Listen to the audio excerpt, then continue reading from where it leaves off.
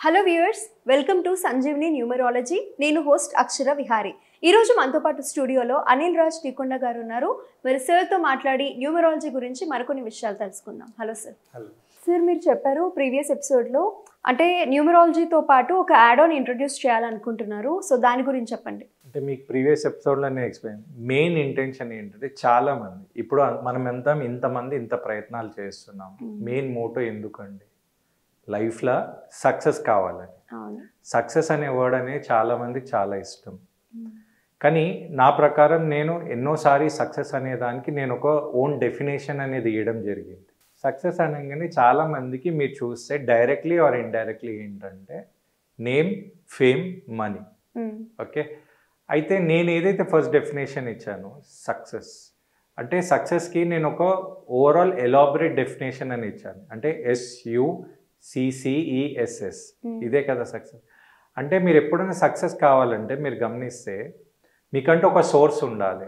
S for source ఉండాలి, U for understanding ఉండాలి, C for commitment ఉండాలి, ఇంకో C ఫర్ క్లారిటీ ఉండాలి, E ఫర్ ఎథికల్ నాలెడ్జ్ ఉండాలి, అంటే ఎక్స్పీరియన్స్ ఉండాలి, S ఫర్ ఏంటంటే స్మార్ట్ ఉండాలి, ఇంకోటి S ఫర్ ఒక సిస్టమ్ ఉండాలి. అంటే సక్సెస్కి నేను ఇలా డెఫినేషన్ ఇచ్చాను. అయితే బేసికల్లీ నేను న్యూమరాలజీతో పాటు నేను NLP కౌన్సిలర్ కాబట్టి అయితే మనం చాలా వరకు న్యూమరాలజీ మీద ఎలాబరేట్గా చెప్పాను.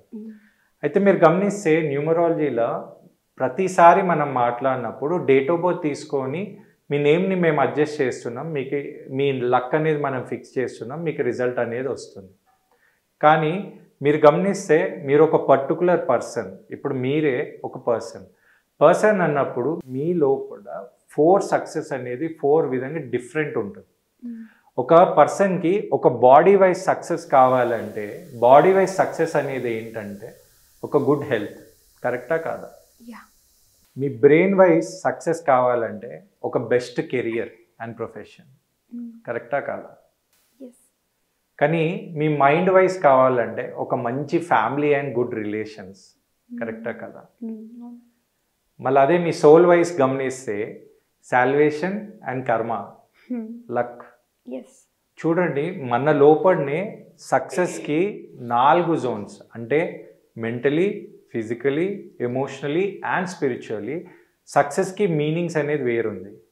కానీ ఇప్పుడు మనం ఉంటున్న సొసైటీలో ద రియల్ సక్సెస్ అంటే ఏంటంటే ఎక్స్టర్నల్ ఫ్యాక్టర్స్ ఏంటంటే ఫస్ట్ థింగ్ ఆక్యుపై చేసేది అంటే మనీ ఉంటేనే సక్సెస్ అనే లెవెల్కి వచ్చేసాం. మనీతో పాటు సెకండ్ మీ దగ్గర ఏముందంటే మీకు కరెక్ట్ గైడెన్స్ ఉండాలి. గైడెన్స్ లేకుంటే మీరు మనీయే కాదు. అట్లాస్ట్ ఒక సచిన్ టెండూల్కర్ ఉన్నా కూడా ఒక కరెక్ట్ గైడెన్స్ లేకపోతే మనం చూడలేము. దాంతోపాటు ఇప్పుడున్న మన ఈ యంగ్ జనరేషన్లో, ఇప్పుడున్న మనం ఫాస్ట్ ఫార్వర్డ్ జనరేషన్లో you have to save time. కరెక్టా కదా? ఇప్పుడు మా పేరెంట్స్ కానీ 10 to 15 years వాళ్ళకి ఒక అనుభవం వచ్చినాక దే వాంట్ టు స్టార్ట్. ఎందుకంటే ఎవరొకరు సపోర్ట్ చేస్తుంది. ఈ కాలంలో మీకు ఆ సపోర్ట్ అనేది ఉందా? అండ్ లాస్ట్ థింగ్ ఏంటంటే with time you have to also save your energy. అంటే ఇవన్నీ ఎక్స్టర్నల్ ఫ్యాక్టర్స్. అంటే ఏంటంటే time, energy, money and guidance. కానీ ఇంటర్నల్ చూస్తే health, relation, career and luck అన్నమాట. అయితే ఇవన్నీ మనం ఒక లక్ అనే ఫ్యాక్టర్ని నేను న్యూమరాలజీతో తీసుకొని వచ్చాను. కానీ ఈ అన్ని ఫ్యాక్టర్స్ ఫుల్ఫిల్ అయితేనే మీరు తప్పకుండా ఈ లైఫ్లో సక్సెస్ అవుతారు. ఇవన్నీ ఇంట్రడ్యూస్ చేయాలంటే మీరు ఒక నేమ్ రాస్తే మీ నేమ్ రాసుకొని పోండి మీకు అచీవ్ అయిపోతారంటే అది కాని పని. ఎందుకంటే మ్యాక్సిమం చాలామంది they took the wrong professions. అయితే అట్లాస్ట్ ఆ ప్రొఫెషన్లో ఉన్నా కూడా సక్సెస్ కావాలి. దానికే మనం ఏం చేస్తున్నామంటే న్యూమరాలజీతో పాటు ఫస్ట్ టైం తెలుగులో అడ్వాన్స్ టాపిక్స్ అంటే ఫస్ట్ టైం మనం తీసుకొని వచ్చేది ఏంటంటే DMITని తీసుకొని వస్తున్నాం, డెర్మోగ్రాఫిక్ మల్టీ ఇంటెలిజెంట్ టెస్ట్.